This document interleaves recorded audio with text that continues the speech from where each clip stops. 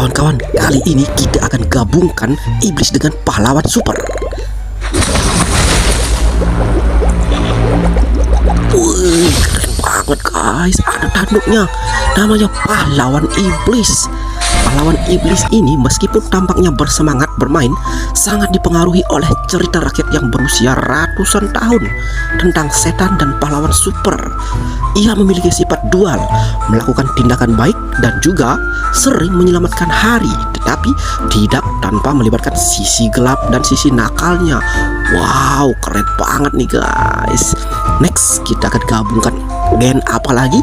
Tulis di kolom komentar ya.